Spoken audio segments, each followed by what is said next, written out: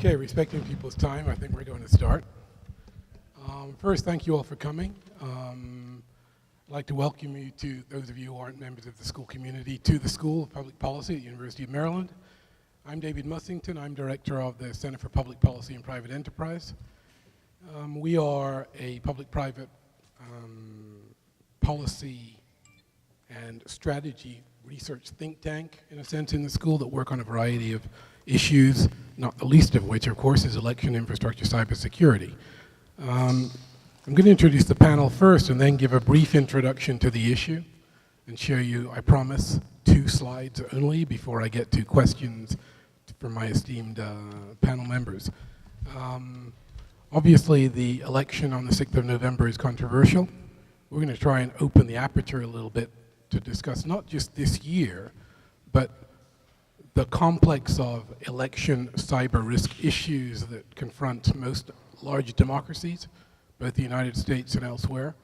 It's not just about Russia, it's about how to preserve and protect the integrity of election processes. Some of those risks pertaining to those processes are cyber in nature, some aren't. We can see in the news that there are more traditional political risks to election integrity and transparency that have been here since the founding of the Republic. So this event's focused specifically on the election infrastructure. We're going to define the infrastructure for you, and then we're going to talk about cybersecurity in that context. So first, let me introduce our panelists. Leading from the right of the panel this way, we have Leslie Reynolds, who is the Executive Director of the National Association of Secretaries of State. Leslie has been Executive Director of that organization since the year 2000. I'll let Leslie describe what Secretaries of State do in more detail, but basically you can think of them as the senior election administration officials in many of the states. So they're responsible for the execution of the elections, the administration of voter registration systems, and other systems and organizations which allow a safe, secure, and reliable vote when we hold elections.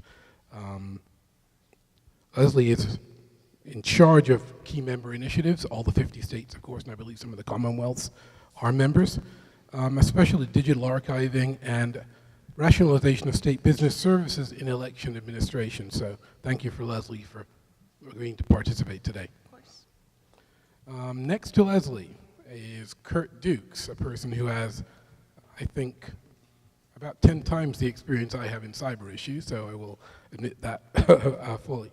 I first ran into Kurt when he was still at the National Security Agency, and I was a new SES at the Department of Defense.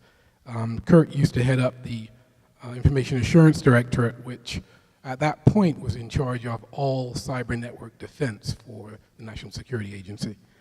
He brings over 3 decades of experience in cybersecurity and is currently the, I thought you were COO, but I'm going to read your title here, Executive Vice President and General Manager of the Best Practices and Automation Group of the Center for Internet Security.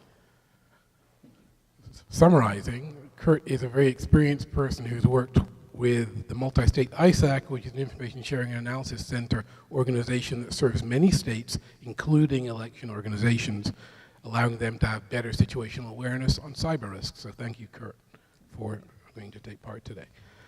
And last but certainly not least, Brian DeValance. Brian is the Chief Operating Officer of Cambridge Global Advisors, a consulting company focused on national, homeland, and cybersecurity issues. He also, under the Obama administration, was Assistant Secretary of Homeland Security for Legislative Affairs, responsible for assuring DHS contacts with the Hill and coordinating legislative initiatives, including at least 5 successful cyber-facing legislative initiatives, which anyone who has looked at this issue can tell you that in the last 4 or 5 years has not been much progress in that area, so it's a tribute to Brian's expertise that he was able to pull off what he did when he was in office. I think this panel is sort of uniquely qualified to comment on a variety of issues, but I've tried to focus it around 3 questions that I'll get to in a second. First, I want to introduce those who aren't familiar in the audience with how we view the election infrastructure at the University of Maryland at the School of Public Policy. with the support of the Democracy Fund and the assistance and support of the Maryland State Board of Elections, we've been undertaking research on election cybersecurity for the past year. In order to do that, we had to generate a conceptual framework. We're at a university, so we have to have a conceptual framework. That's on the slide here. Just to summarize, there are slides behind this. I'm going to try not to use them because I did promise 2 slides, and this is the first slide. 4 functions is what we use analytically to understand election processes. Voter registration being very important, in the news a lot. Vote capture is the act of voting using technologies which vary, but are provided by commercial providers. Vote tabulation is counting the vote. Each of these functions are executed in slightly different ways by all jurisdictions within Ms. Reynolds' membership and the country at large. Obviously, outcome verification at the end is a basket of functions from recounts in close races to audits to make sure that election results are reliable and trustworthy, not just trusted. So those are the 4 functions that we sort of analyzed and focused on in our school's research, and we're working on some other work products comparing different states, how they execute these functions and how they protect cybersecurity in the execution of those functions. Just a word on what a critical infrastructure is. We have 16 of them in this country. This is an arbitrary list because in other countries they give them different names. The government facilities sector is in red because that's where, in December 2016, the outgoing administration chose to put the elections infrastructure. It was a newly designated critical infrastructure. It's always been considered important, but it hasn't been in the sort of baseline set of infrastructures that have driven federal policy until relatively recently. This is the definition for what critical infrastructures are. So each of those 16 meet this criterion. Focus here is on physical and virtual effects, not simply on physical. In a prior decade, it might have said just physical. This takes on board 2 realities. One, physical damage can be done through the internet, I suppose, in one sense, or through cyber effects in another. Second, that it's not just about national security, it's about economic security and governance as well. So this is not just a military issue, and in critical infrastructure cybersecurity, the lead agency is not the Department of Defense, it's the Department of Homeland Security, coordinating across government and across the critical infrastructure sectors to achieve consistent risk management.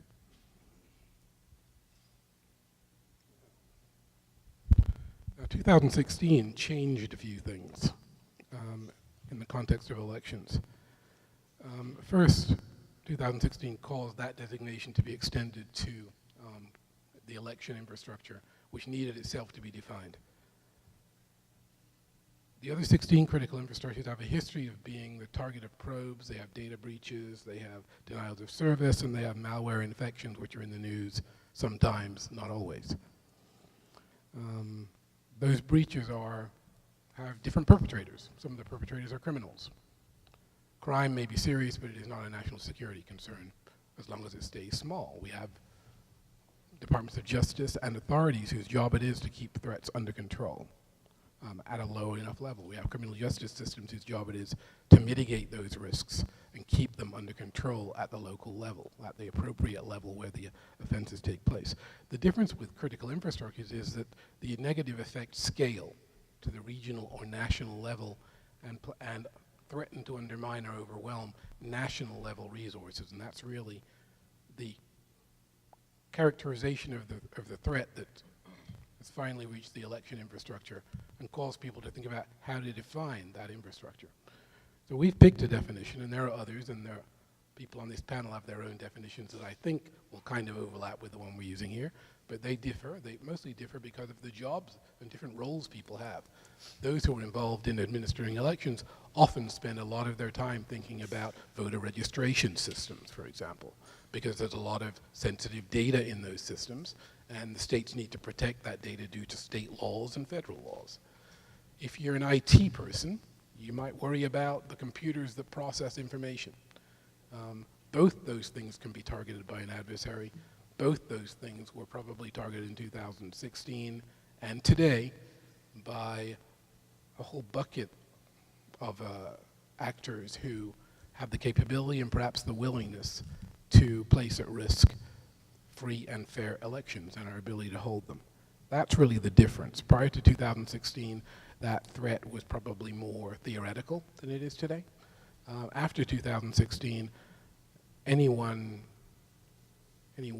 wishing to comment with rigor about risks to elections needs to encompass cyber risks to basic infrastructure in their discussion. Those risks, because you have a commercial off-the-shelf or COTS situation, cyber risks in elections are starting to converge on those risks that are posed to the other critical infrastructures. So if you look at this list, each of these has suffered breaches of various kinds, from financial services to transportation.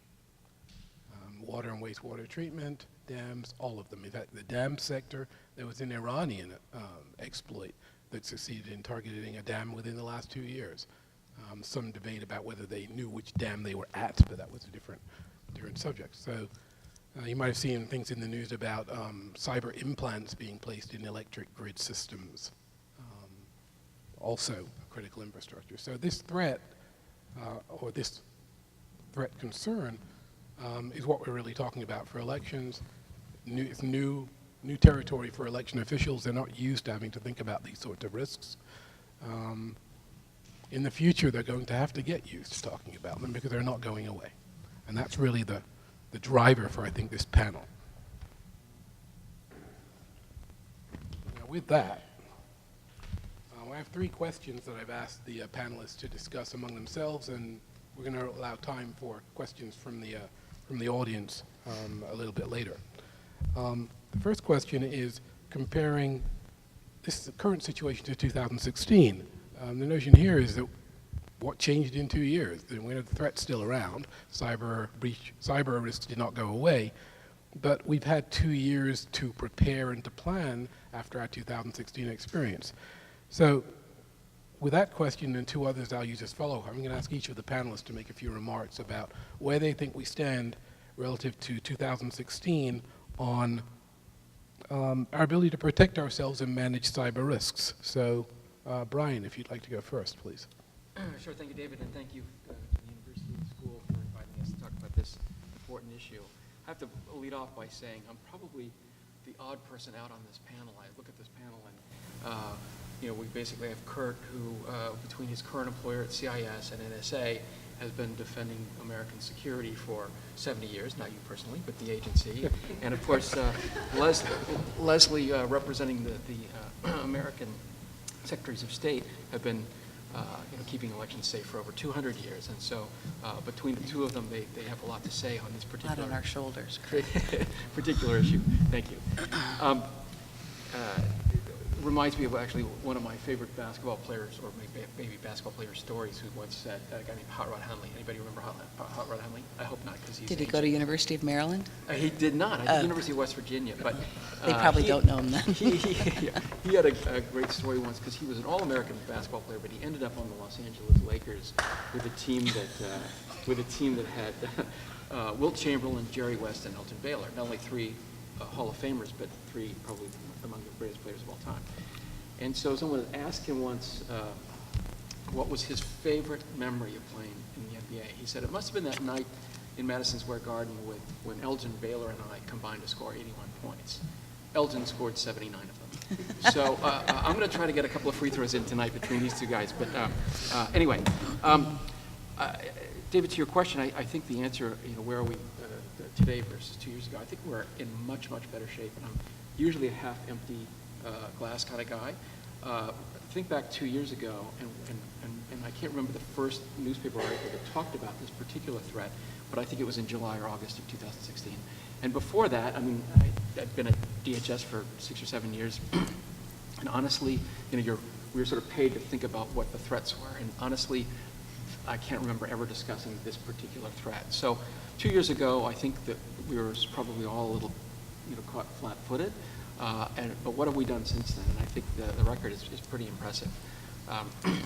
We first started to talk about this issue, both individually amongst all of the players, because elections is a complicated issue. Nobody knows that better than Leslie. But you've got national or federal interests, of course, in elections and federal elections. But traditionally, these elections have been taken place and administered by the states and local governments. And so the feds have not always been an active player in that sphere, and it's the real experts are in the state and local areas. So and then you had a lot of moving pieces. You've got vendors selling software systems to the states and helping the states run their elections safely and securely, et cetera. So the first thing that happened was there were a lot of discussion and talk, probably inside all of the moving parts, state and local government, federal government, private sector, nonprofits. But fortunately, when we have problems in the United States, sometimes everybody talks amongst themselves. In this case, after some effort, Leslie and others, the discussion sort of came together, and we started having conversations about this issue in a constructive way with all of the relevant parties in a real cross-sector approach. And that that sort of coordinated discussion led to some coordinated action, and action that basically informed and increased the protection for the whole elections infrastructure ecosystem. And if you look at the specific pieces, this is not just a feel-good where we're talking about it and we're aware of the risk. A lot has actually been done. In no particular order, we've got the designation of elections as election infrastructure, which at least provided the federal government a place to kind of look at this and find ways to help. We've had the creation of the Election Infrastructure ISAC, which is a version of the Multi-State Information Sharing Analysis Center, which, as David was talking about the sectors, most of the sectors have their own ISACs that share this, the threat information. And thanks to Leslie's leadership and others, the decision was made by DHS that we would create an election infrastructure ISAC that would focus on the election threat and what's happening and communicating and being governed by the election community. Congress appropriated $380 million to the states to provide what I think many people would say sort of an initial effort by the federal government to help the state and locals kind of get up to speed and look at this threat and take it seriously. And then we've had the nonprofits like CIS and others to come together to kind of work hard on what best practices are and what it should look like. So I think, in short answer, I think we're in a much better place than we were 2 years ago, and I think ready for what next week brings. Yep, so again, thank you for the opportunity to come.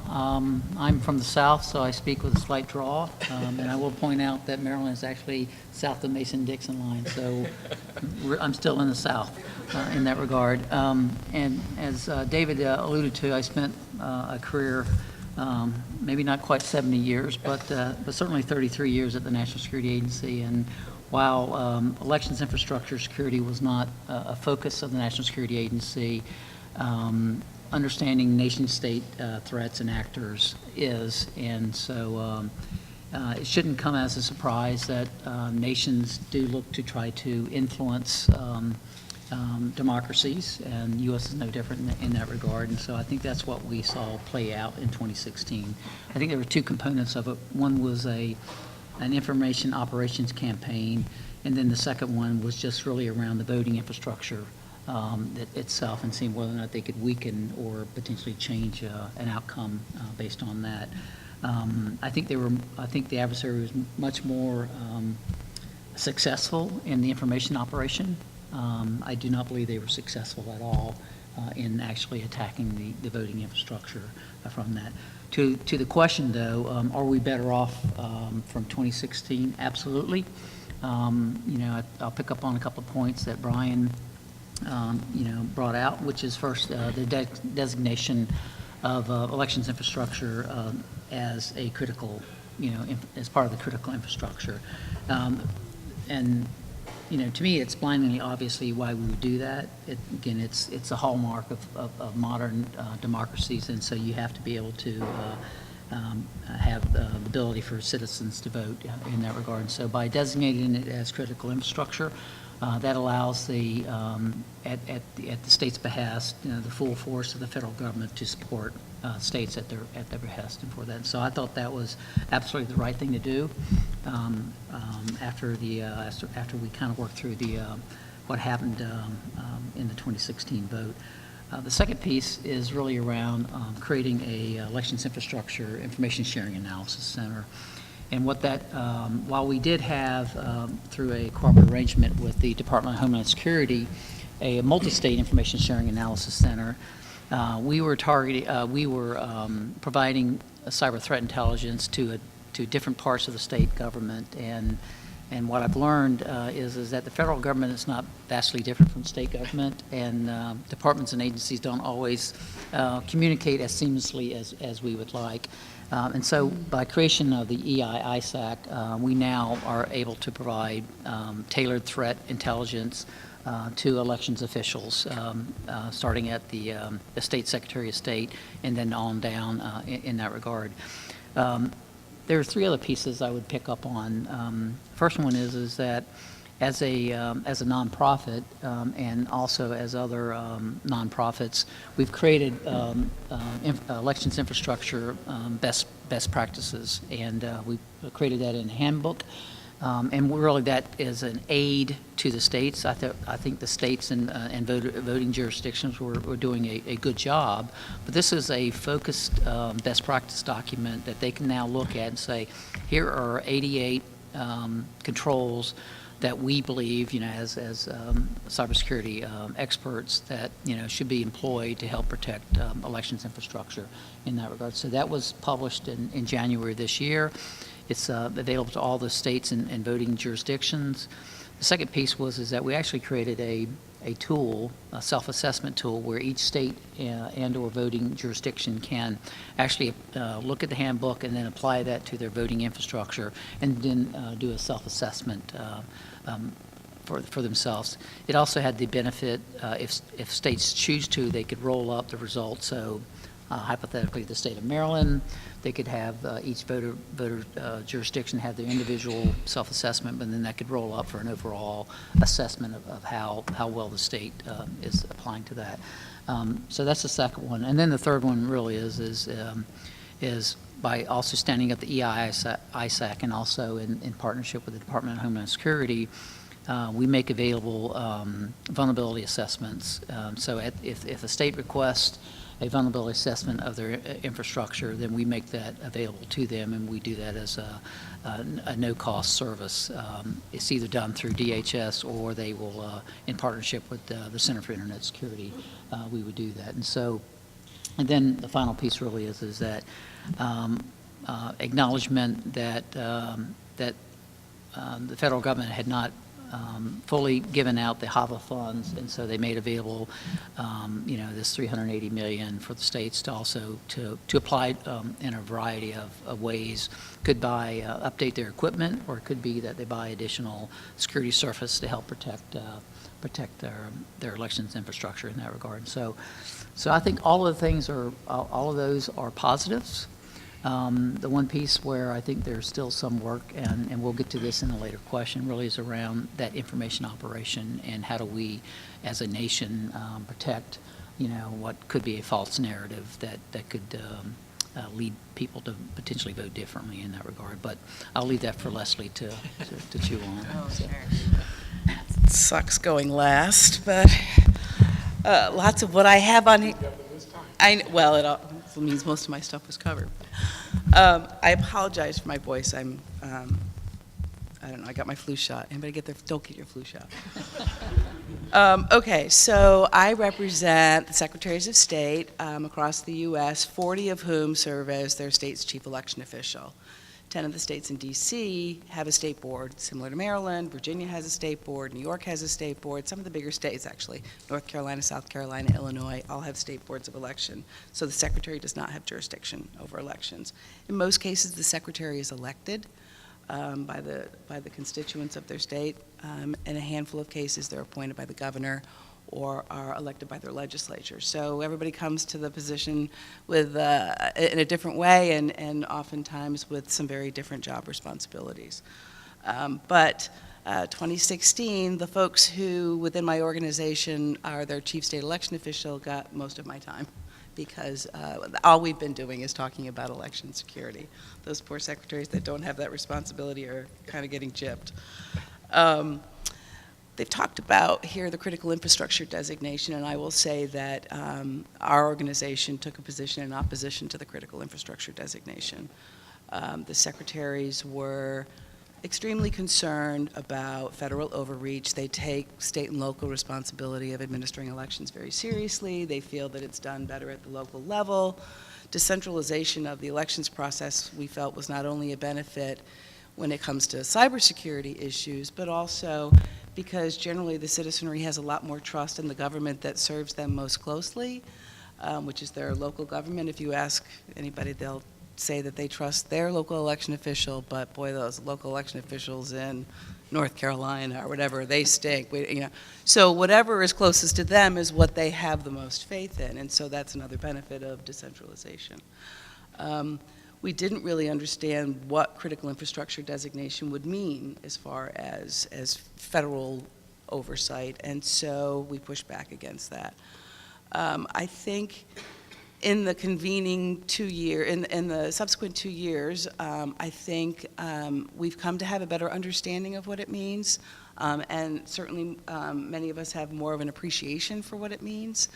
One of the secretaries talked about it like an arranged marriage. And it was going about as well as an arranged marriage could go. But I do think that with time, the Department of Homeland Security has learned a lot more about how elections are run, and so they have a better understanding of how to communicate with the secretaries and the local election officials. We also heard that one of the benefits of critical infrastructure designation would be that that the process within DHS would be institutionalized. So it wasn't, some local election official calling about a problem was going to be, there would be a process in place to handle it as opposed to some sort of ad hoc situation as was in 2016. And then finally, the process within DHS would be prioritized. And I would say that institutionalization of the process has not, it's been better because they certainly have brought a lot of resources to bear at DHS on this issue. It's a problem because DHS is a big agency. Institutionalizing something in a big agency takes a long time. We're still not probably where we need to be, but we are much better in communicating with them than we used to be. And I will say that the prioritization of election-related issues is definitely true. When we talk to other state officials, they're like, oh, elections, you're getting all the attention. You get all the security clearances go through first. Everything has been focused on really addressing the needs of the election officials from a standpoint, from our perspective when communicating with DHS. Yes, we are in a much better place than we were in 2016.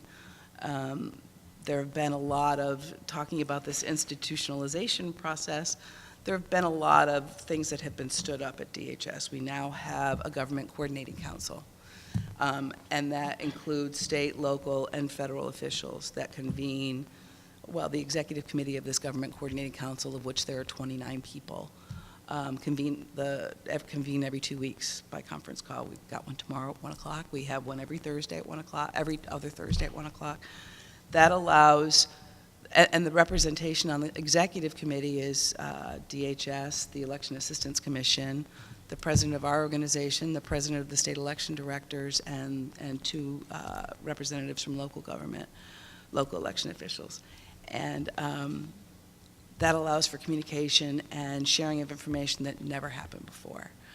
And then what happens when we do those executive committee calls, we then share all that information with the full GCC, the full 29 members, and then that goes out dispersed to the rest of the election officials around the country. It's been a great way for everybody to stay current on activities and to improve the communication level and the trust level and the understanding level and all the things that didn't exist before. You know, one of the problems in 2016 that Kurt sort of raised is that DHS was adamant that they had communicated with the 21 states that had been targeted by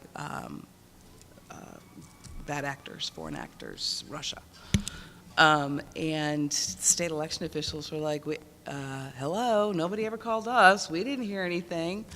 Well, and it was because DHS was communicating with the state CIO or the state CISO, who then did not communicate with the election officials. And much of the election networks are not on the state networks. They're not on the CIO's networks. They have their own networks. And so information was going to the wrong people about the wrong things. And so the fact that DHS now has an understanding of the infrastructure in the states and how it works and how it may or may not coordinate with the state CIOs has been a huge improvement. You know, CIOs may get a phone call now, but it's not going to be before the Secretary of State does or the Chief State Election Official, and that's huge. The Elections Infrastructure ISAC that Kurt talked about has been a huge benefit. So MSISAC is an information sharing and analysis center that was set up for the CIOs in the states. And a lot of the information was not election specific. So the MSISAC developed a subsector, basically, the Elections Infrastructure ISAC. There are Albert monitors on the election network, so it's collecting information specific to elections infrastructure, which is very relevant. They also get information from the MSISAC, but the Elections Infrastructure ISAC is more relevant. The information that's shared is shared with an elections focus. They talk about phishing campaigns that have been elections focused. They talk about threats that are elections focused. It's much more relevant and extremely helpful. All 50 states are members of the EIISAC. Over 1,300 local jurisdictions are members of the EIISAC. Not everybody has, not all of the local jurisdictions have Albert monitors on their systems to collect this information that's going through their network, but those that do have those Albert monitors, that information is shared with those that don't. So they're still getting information that's relevant from it, and that's been a huge thing. Excuse me. DHS has also put together a bunch of services. They have cyber hygiene scans that they provide to the state and local jurisdictions for free. They have risk and vulnerability assessments that they provide to the state and local jurisdictions for free. They have hunt teams that go in for free and check out state systems to see if there are any bad actors in there that maybe got through that they didn't know about. They do phishing training. They help with tabletop exercises. All of these are free resources that, quite frankly, were available to state and local election officials before. Not that anybody really knew about them, but they're also being prioritized so that the state and local election officials get them first, which is incredibly valuable. We have contacts within the state from DHS, both a cyber advisor and a physical security advisor. Physical security is just as important as cybersecurity, especially with some of these old machines. The way that we protect some of those older machines is through physical security. So having expert advice on things that you maybe can do to bolster physical security. We're also dealing with issues now around the security of polling places. You can't have police officers at polling places. That's considered to be, obviously, voter intimidation in many places. So how do we secure those polling places to make it safe for voters to go on election day with all the craziness that's out there right now, right? And so the DHS physical advisors are helping with that, and the cyber advisors are there sharing information on cybersecurity. There's been a lot of training of local election officials that didn't exist prior to 2016 on cybersecurity. Some basic training, like Kurt talked about. Everybody has we've shared out the handbook that CIS put out. It's basically a checklist. And it's a great way for them to say, we're doing all this stuff, this is great. Let me promote it to my public so that they understand that we've got this. We know what we're doing. There are certainly areas for improvement, don't get me wrong, but that checklist that they can go through and show that they have conducted that type of protection is very important for them and for their voters. We have been conducting tabletop exercises across the country. We first learned how to do this through Harvard's Belfer Center. They did some training on how to conduct tabletop exercises specific to elections. They did a lot of work research first and then brought in state election officials and trained them how to do it so that they could go back to their jurisdictions and train their locals on how to do it. It's been an extremely valuable exercise. I participated in a couple of them. And it's, basically the tabletop exercise has various scenarios throughout the day. You pretend it's election day, you have various scenarios on what could come up on election day. You've got actors who pretend to be reporters, and you've got actors who pretend to be folks from civil society and election observers and all these things, and you introduce potential threats, and the local election officials work through them and communicate with the media and communicate with their voters and all of that. It's been tremendously helpful. We also have, I see a lot of articles about states aren't doing anything, which is obviously frustrating for those of us that know how much we're doing. But also, if a state is not taking advantage of resources provided by DHS or CIS or the EISEC, that they're not doing anything. And that's just not true. There's many of the states prior, I know anybody knew about cybersecurity before 2016, but many of them did, and they had contracts with private sector firms that did vulnerability testing and risk assessments, and so many of them have contracts, and they trust them, and so they continue to work with them. Some of them have done the services with DHS, belt and suspenders, public perception, all of those things. Others have not. They've stuck with their private sector, and their legislatures have appropriated the resources for them to do that.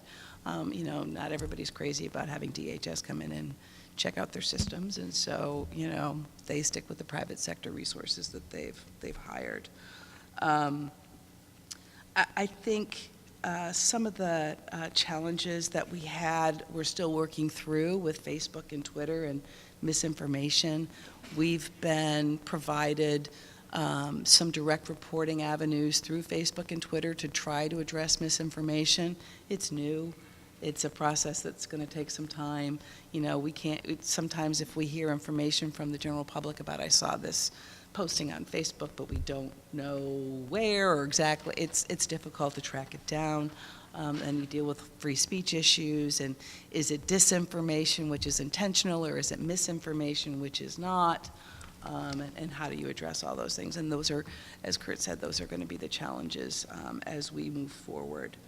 I would like to say, too, though, that, we hear about the 21 states that were targeted.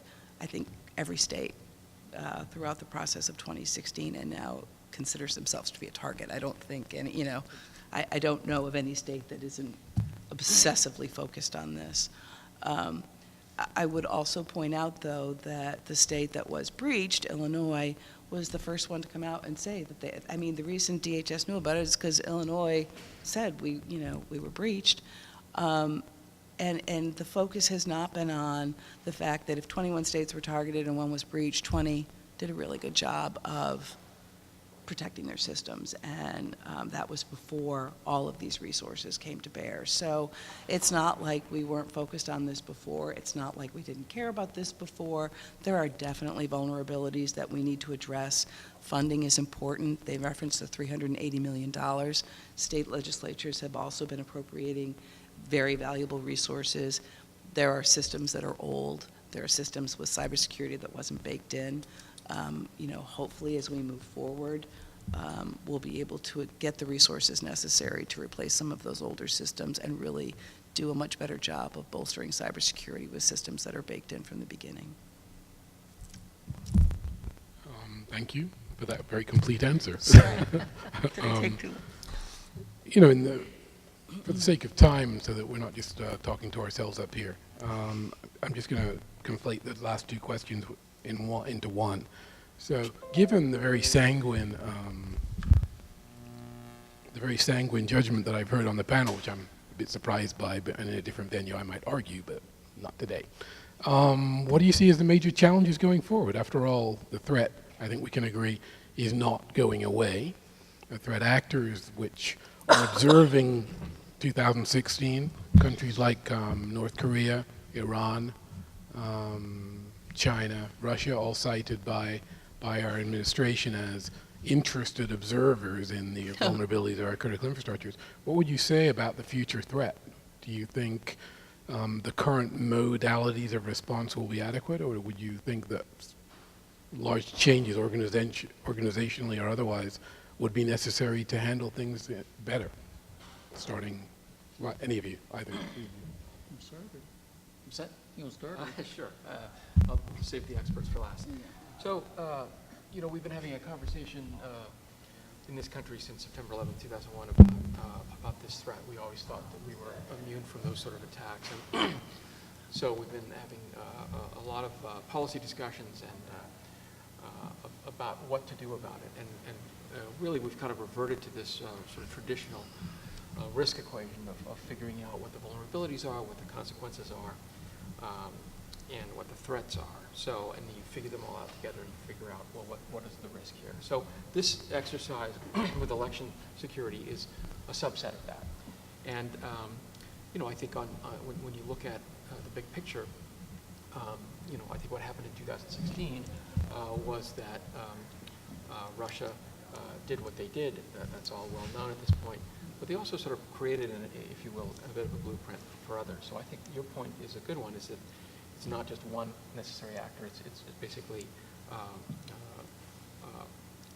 it's a risk that others could try to basically take advantage of. But I also think that in that risk equation, DHS and the country has gotten pretty good about sort of attacking things as they come. And I think if you look at the particular aspects of this, I think that there are some things that are perhaps a little bit more vulnerable than others. And I think if you're combining the two questions about, you know, kind of longer term pieces as well, maybe I'll have my quick say and then pass it on. My personal feeling is that of the elements in that chart that you put up, I think it's the pieces that are newer to the voting infrastructure that are most perhaps at risk. And so this is not the things that secretaries of state and elections officers have done traditionally, which is sort of the collecting, counting, and posting the vote. I think that's a system that's pretty well in place. You've got pieces around that we need to look at and make better, of course. It's the things that are maybe exclusively online, because as we all know, there's nothing really we can't do as a society that's completely safe online, whether it's shopping or registering our car or whatever. There are always vulnerabilities because of the way the internet is designed. So I would say that from that, and from your chart, I think the issues of voter registration, for example, that is more new to being an online function. The rest of the stuff happens within the relatively close confines of the process that we've been doing, this evolving over the last couple of centuries. So that would be the piece that I would think that we would need to look to. And in terms of sort of the bigger picture on sort of the future here, I think it bears noting a quick note about the difference between Homeland Security and national security. So Kurt was a part of national security for 37 years. And in that world, national security, exclusive purview of the federal government, right? So we created a military and an intelligence community, and between the two of them, they're going to keep us safe from marauding outsiders, as they say. Homeland Security is far different. Nobody imagined in 2003, when the department was stood up, that one federal department is going to keep us safe in the homeland. And in fact, I think starting with Governor Ridge as first secretary, through Chertoff, Napolitano, Johnson, Kelly, and Nielsen, I think everybody has got the fact that we must build out a safe and secure homeland through an enterprise approach. In other words, we need active participation by the state and local governments, state and local law enforcement, private sector, and others. And so we create these partnerships, and through these partnerships, we create a web of homeland security.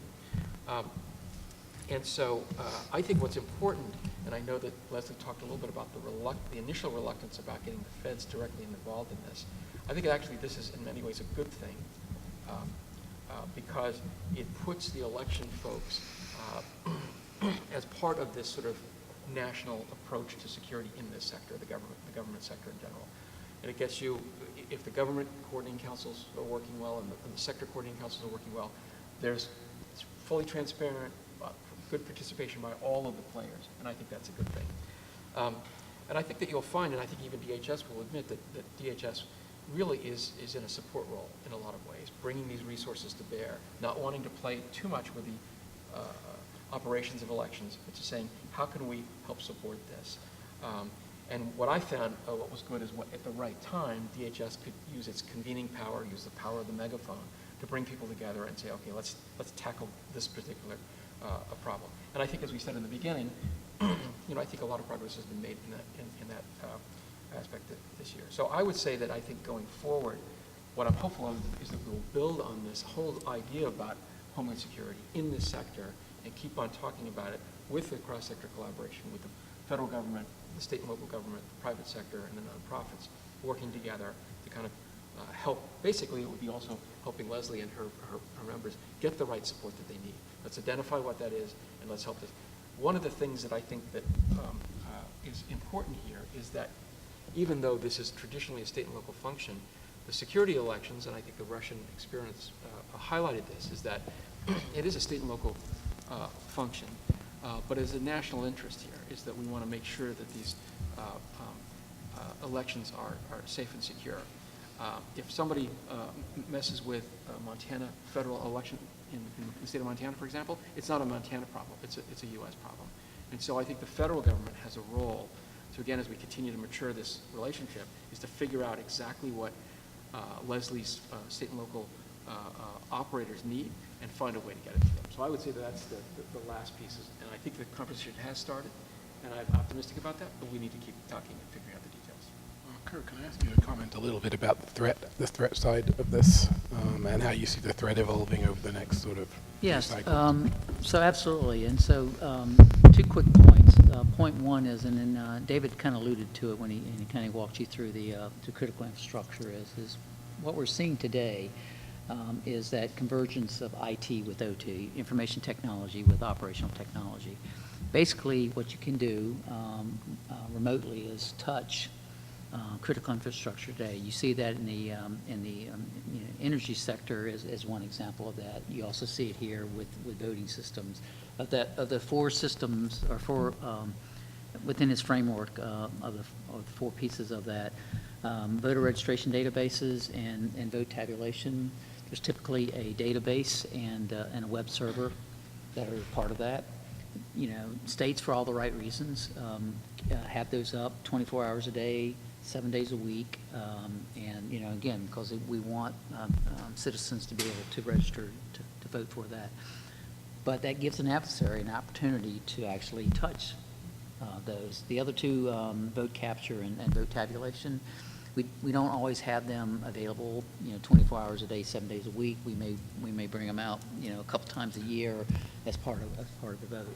But those 2 are one, and the reason I bring this up as part of critical infrastructure is that nation states, that's an opportunity for them. They can now potentially remotely attack you, and that's why cyber is important. Now let's talk about threat actors.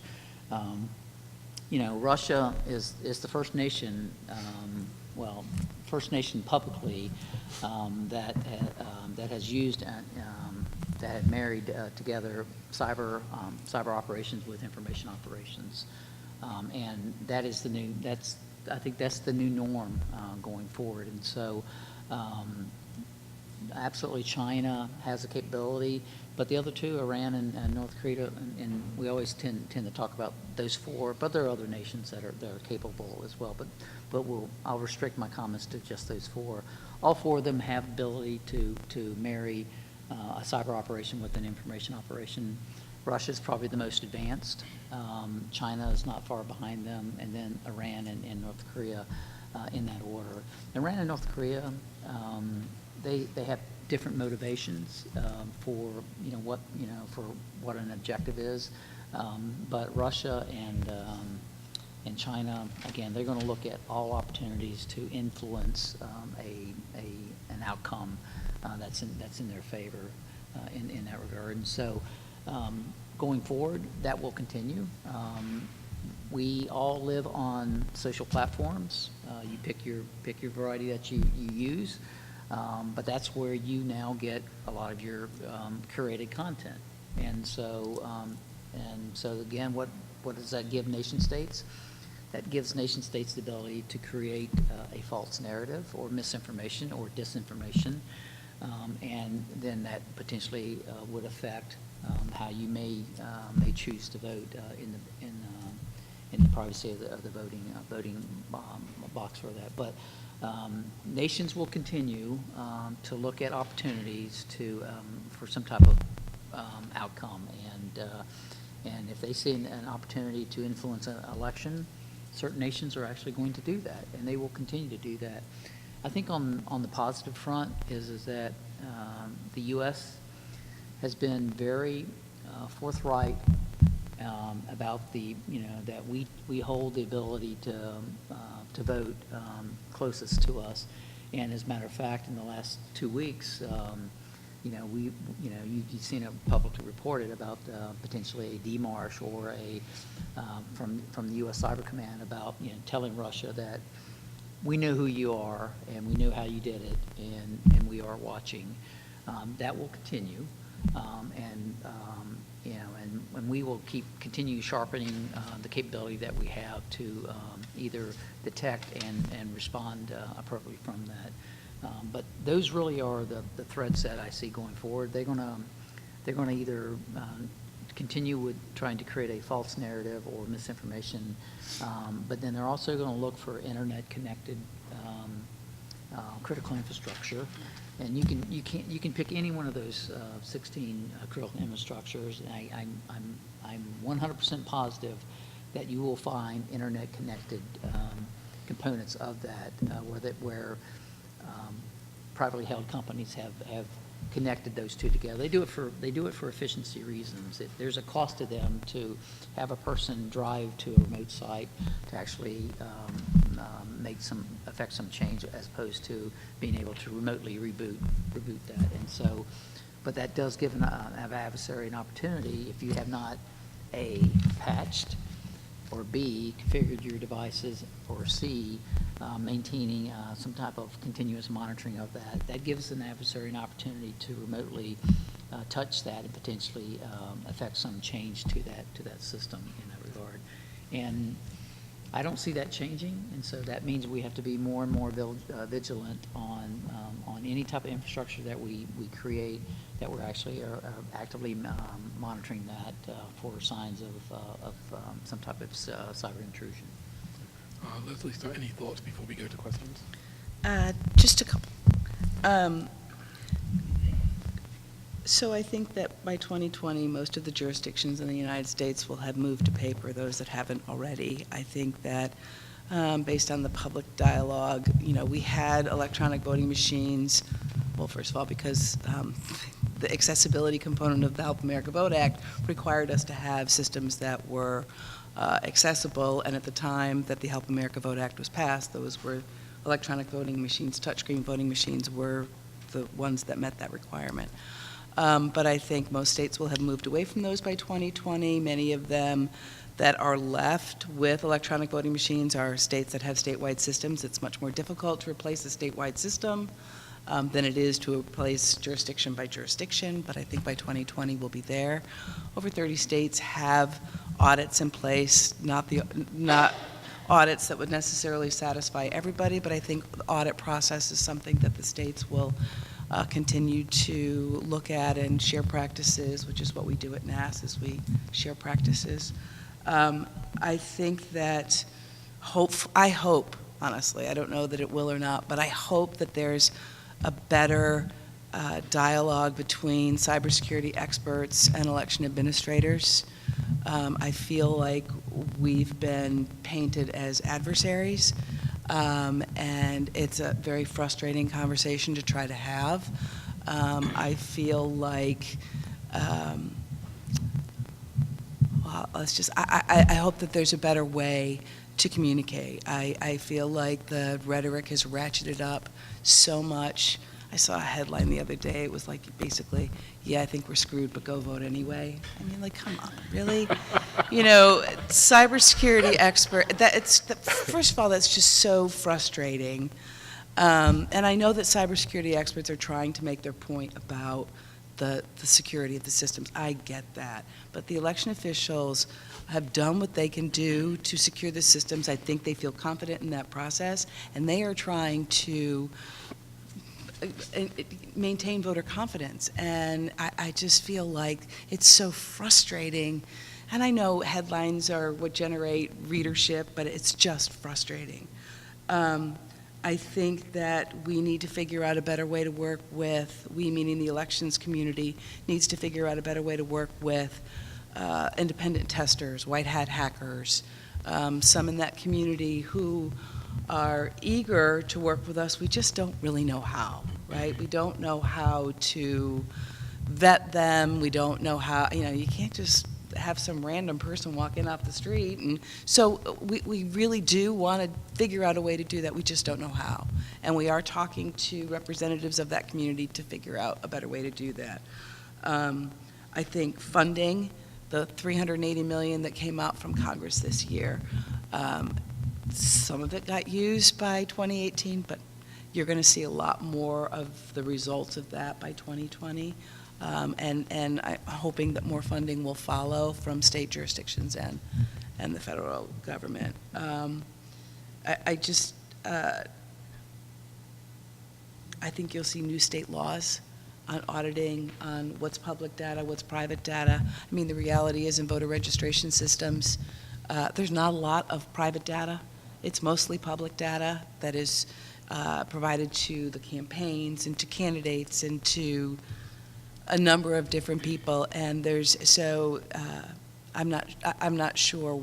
There may be some state laws that we see on that. I'd like to see improved communication between state agencies. I think that will happen. I'd like to see improved communication between federal agencies. Who knew that DHS, the FBI, ODN, they don't get along? Well, I think some probably do, but I mean, for the most part, it's like, why? Anyway, so, and I'd like to see improved communication between state and local governments. It's hard to communicate with local officials. It's just because they're so dispersed and they have so many different capabilities. And so I'd like to see improved communication there, and I think we're well on our way to many of those things. Thank you so much for your impressions. And with that, I'd like to take a question or two. Professor Harry in the back. Well, thank you very much, all three of you, for being here. I guess my question, this is obviously a very complicated space, a very complex attack surface, a range of different effects that hackers can engineer. And so I'm curious, from your perspective, what efforts are being taken to help prioritize the most egregious effects that you're most concerned about? So, obviously, maybe a website defacement isn't as, concerning as, maybe actually disrupting the vote, and how you're encouraging those municipalities to get a handle around the complexity of that attack surface. I'm just curious to hear your thoughts. I guess both, Kurt and as well as Leslie and Brian, I'm not sure if you may have some thoughts on that too. Yeah, so a few things. I would tell you, if you were looking at it from a prioritization standpoint, the first thing was really, even though I believe all the states where I actually already had a checklist approach, but at least now we have it's fully documented and available to every state and jurisdiction. So that kind of says, here's what we believe is the consensus, set of controls that these voting systems should have, and that you should actually evaluate your voting infrastructure against those set of controls. And where you deviate, there may be good reasons why you've done that, but at least document why you deviate so that, should there be an event, you have that. That would be point one. Point two is something I alluded to earlier, and I'm sorry, I think what Leslie was alluding to is that, we as citizens, we want to know that we have the ability to vote and that our vote counts, and that there is integrity in the vote systems in that regard. And so, where you don't want, and this is, and if I were an adversary, I would want to somehow disrupt a voter registration so that when you show up at the polling place, Curtis W. Dukes, he's not registered. Now, again, you can get a provisional ballot and work through for that, but say it happened to a number of folks, I think that would cast some doubt in them. And so that's, to me, why voter registration databases are very important, and that we need to be doing everything possible to make sure that they're secured at the highest level. And I believe we have done that between 2016 and 2018. There's renewed emphasis in there. As Leslie pointed out, there's now sensors, available to help detect, compromises and things of that nature for that. But that would be one area where there would be some concern. And the other area would be in less so in vote tabulation, but vote reporting. If you can't get the results out in a certain amount of time, and this is where a potential denial of service attack could impact, getting, and that could cast doubt on the integrity of the vote system. And it doesn't mean that it's been compromised, but an adversary's done enough to sow seeds of doubt in the citizen's mind in that regard. And then the final piece really is around information operations. And again, we all live on social platforms, and as Leslie pointed out, that is very hard. I do believe that companies like Facebook and Google and others are working towards helping minimize the potential for misinformation or disinformation in that regard. But it is just a hard, vexing problem, because you have to balance free speech rights with trying to protect false narrative in that regard. So I would just quickly say, voter registration systems, election night reporting systems, both have resiliencies built into them, right? And so Curtis Wright, somebody goes to the registration table at the polling place and their name isn't there.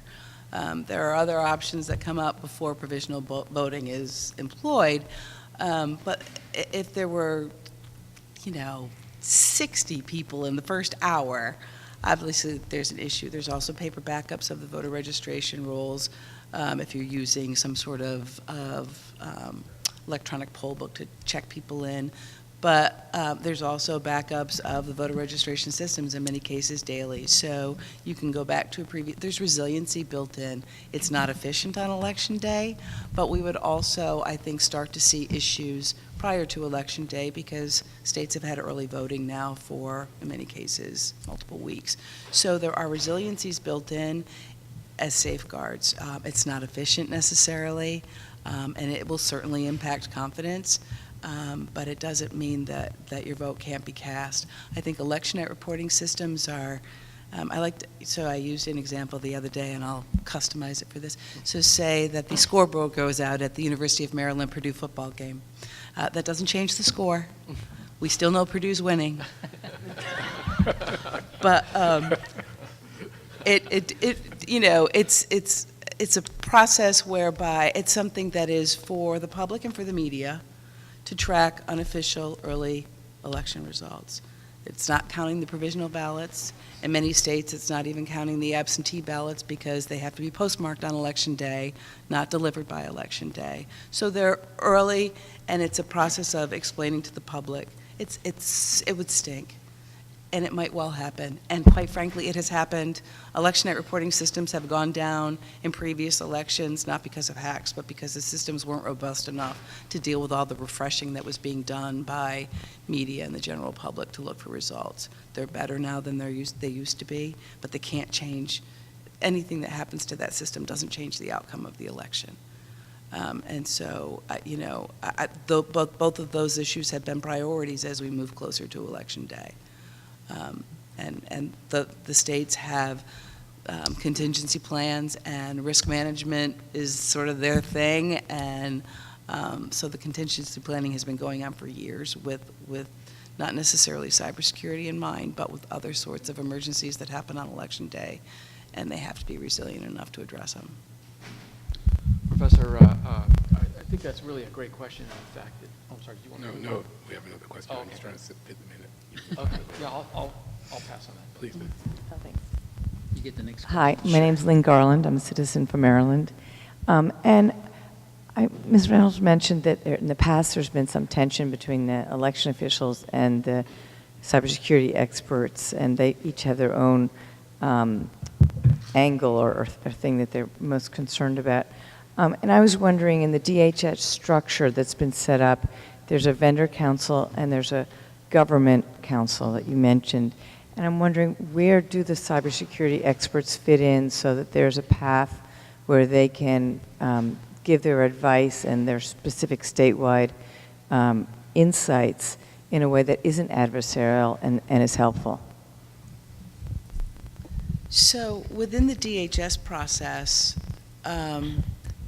the Sector Coordinating Council is something that we're not engaged at. So I can't tell you how people get involved in the Sector Coordinating Council. I do know that most of those private sector firms are election services providers, whether it's ERIC, the electronic, the registration, or Google, or voting system vendors, or statewide. But I don't know how cybersecurity is engaged in that process.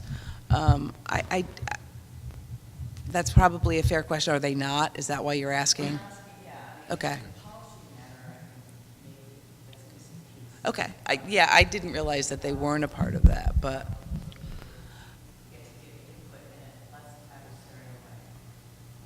That's fair. I think right now that the principal channel is calls for comments when there are policies or documents issued. I'm not sure that there's good integration, as you suggest.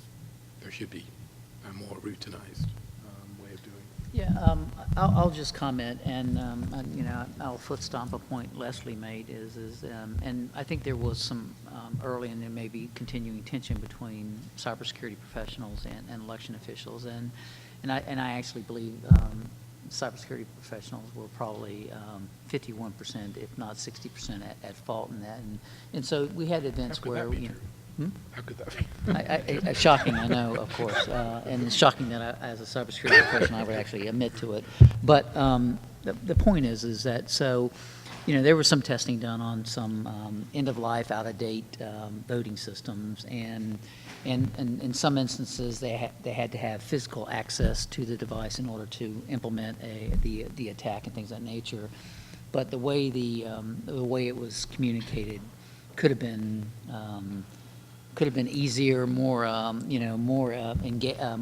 a dialogue between, Hacking an election is easy. Right, exactly right, and I think that's to me had fostered some of this mistrust. I do believe that organizations like CIS and NASA and others are trying to build that bridge to say there ought to be some testing, and I think there are white hat hackers that can help complement that. Now, how do we structure that in a way that it's not played out in the public and it's not lead citizens to false conclusions in that regard. And so I even though I was not part of it, okay, I'm just saying that. But the reality is that there was some of that miscommunication that led to some mistrust. I do believe the sector coordinating committee, where council is actually helping build some of that as well, and And I'll have to go back and verify, who all is, as part of that. I certainly know that the major vote systems like ES&S and Dominion and others, are part of it, but I don't know whether or not Google and Yeah, Facebook and I others think are. they are. I thought they were, anyway. And having been at DHS for 7 years, I'll tell you that I think ultimately, it is a great question. I think ultimately that will fall to DHS as sort of the coordinator in many ways of the election infrastructure, critical infrastructure approach here. They are also sort of the home for the federal civilian cybersecurity in the federal government. And so I think in many ways, and their cyber wing, called MPPD now, will probably change in a month or two. It will be on them to find a way to integrate this in the right way. Because, again, that's the focus right now, the federal involvement. And so I think it'll be up to them to kind of work that in. It's a good point, though. Any other questions? In that case, I'd like to make a couple of concluding comments before I thank our panel for their contributions. I guess I'm pleased that to encourage public dialogue on these issues, because I think conversations like this are the way the public is going to understand their election administration and their election process more than they do. I think that a lot of the I think that mistrust can be engendered if the public doesn't actually understand the way their systems work. And I don't mean their technical systems. I mean what you said, Leslie, about there being fallbacks if the e-poll book doesn't work on that day. Those fallbacks are something that's impressed me. Is a product of 100+ years of people running elections without machines, or without these machines. So there's a lot of craft knowledge in the election sector that I think the public doesn't generally understand either. So the more transparency there is in terms of the public knowing how things work, the better we'll be able to protect public trust. I do think that one thing 2016 has done is it's removed some of the benefit of the doubt that the public might have been willing to give in the past. So we now do have a trust issue relative to the execution of future elections that we didn't have in the past. And that's something that adversaries, foreign and domestic, are going to probably seek to leverage, because cyber gives them such a useful tool for trying to do so, even if they aren't successful. So in a sense, this is the new world. I'm actually speaking at Penn State University in a couple of weeks about the new normal in cybersecurity and elections. Part of that new normal is a set of adversaries that are mindful of the vulnerabilities that we worry about, and some of them will interpret 2016 as a success. So I expect emulation of some of those activities. Whether we feel they were successful or not is often in the mind of the beholder, but I think that this is not going away, and that the public will need to be educated on what that means for the viability or integrity of electoral processes. It doesn't mean that democracy is not viable. There's a lot of sort of heated rhetoric about the crisis of democracy and how it can't recover. I don't think that's accurate. But equally, statements about there being no risk or low risk or well understood risk or well managed risk aren't that credible either, especially since they often are accompanied by no evidence. So evidence-based analysis is what we like to do at Maryland. I want to thank our panelists here for providing evidence and insight from their experience, and hoping that all of you have registered and are about to vote if you haven't already. The elections are won by those who participate, and that's what 2016 told me, at least. I'm hoping that you found this important and interesting, and there'll be more on this subject coming. So if you'd like to help me thank the panel, please.